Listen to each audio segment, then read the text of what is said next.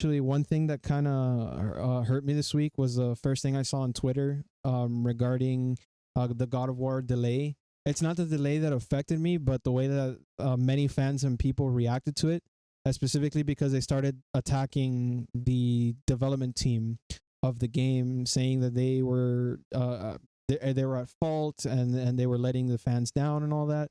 I mean, honestly, delays are good, right? Especially because I believe in the Shigeru Miyamoto comment where it's like a rush game is definitely bad, but a delayed game is eventually good. I don't know if I said it word for word like verbatim, but that's like what the quote means, right? Like the longer you take time to work on it, the more likely it's going to be a good project. But what really affected me about it is this one person specifically. She's actually very popular on social media, and it's the only one that caught my eye because I don't follow too many people. Alana Pierce, who's a very prominent figure on Twitter and Twitch, and speaking about like games and all that, and being very communicative in the community, like very embedded in the community. It really affected me in the way that people responded to her and blamed her for actions within the game. Now, I'm not sure what her position is directly in the studio, but from when I last remember, I could have sworn she was just like the blogger slash community manager, speaking, with the community and relaying information from the company. So basically, she had nothing to do with the delay. Assuming that's what the position is, yes, it affected me because I assumed that she was basically just a regular person, that she's not really a developer, she's not her fault. But these people are going around and throwing some really, really bad words, like calling her, a whore, calling her very. I don't want to get into the rest of the words, but basically they were just saying very disgusting things. How they wish that she could suffer for the actions taken into delaying the game. And then I had to see Cory Barlog, like the director of the game, say, "Hey, I'm the lead guy and I made the decision to delay the game. Do not blame my team."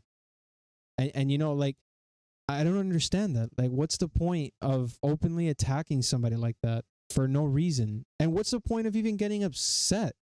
Sure, they're bringing it to PS4, great. So they're going to make more money to make another game and make it even better.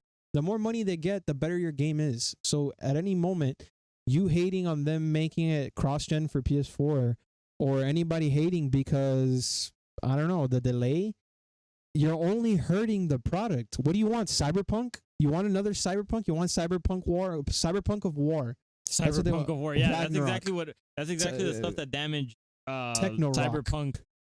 Well, I mean, the CD Projekt Red had its own problems for Cyberpunk, but one of the biggest problems that people point out is that a lot of people blame the people that rushed the release of Cyberpunk equally or even more so than CD Projekt Red themselves, because that is true.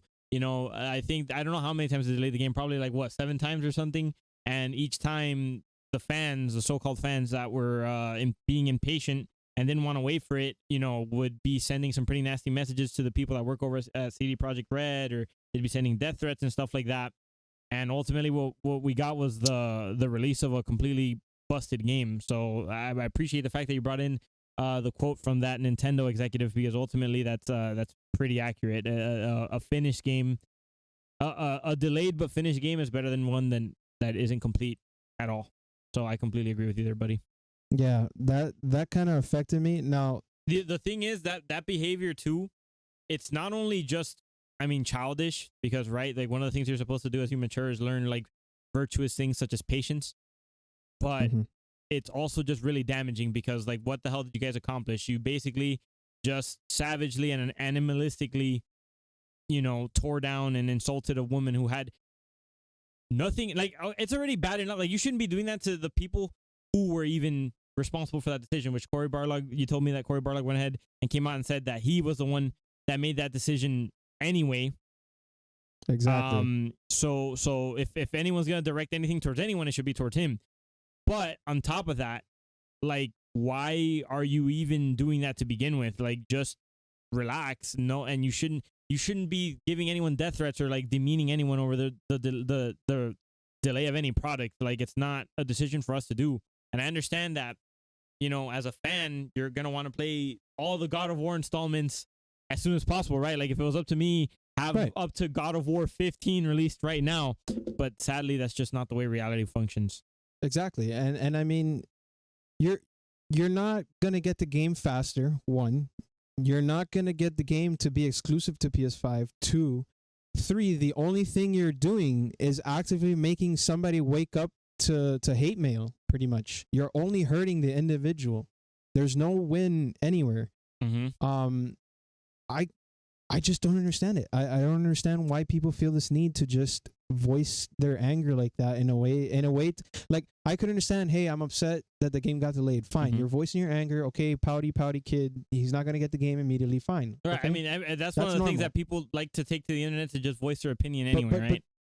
But actively going into somebody's DM and messaging them, degrading them, and just such hatred, it's just, I have to take a moment of silence right now. I don't know if you want to take the conversation, but I just want to like process my emotions on that because it just pisses me off. Like, it's just, you're just hurting people for no reason, and there's just no reason for it. I'm not gonna stand by it. It's just, whoever that person is, they need to be like, they need to reevaluate banned from their life. Twitter or something. Yeah, they need to feel shunned for a minute so they know what it feels like. You know, like kind of like a timeout. Mm-hmm. So that way they just know what it feels like to be on the wrong end of the stick.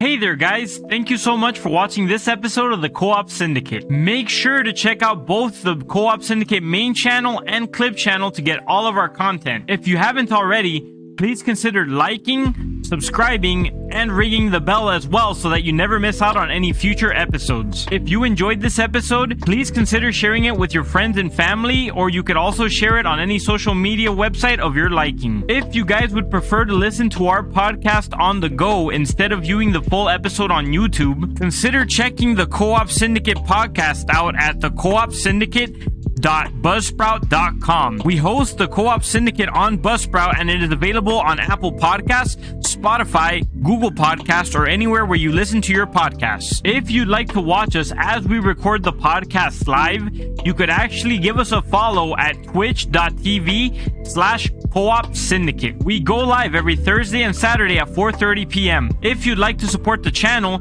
you could consider subscribing to us with Amazon Prime for free over there. If you'd like to participate in community events and talk to other members of the community, consider joining our Discord, which I will leave the links to in the description down below. If you would like to support the podcast and get rewarded in return, consider pledging to our podcast at patreon.com/Co-op Syndicate, where you can support us at many different levels. There are multiple tiers that offer all sorts of different rewards for the level that you choose to support us at, including Discord privileges, merch, gift cards, and much more. Also, if you would just like the merch directly without pledging to the Patreon, you could buy our merch at merch.streamelements.com/Co-op Syndicate. Lastly, if you'd like to keep up with Jordan or I outside of the Co-op Syndicate, you can find us on every social media platform under Michael C. Moore for myself or JG_Mark1 for Jordan. Thank you guys again, and until next time, happy listening.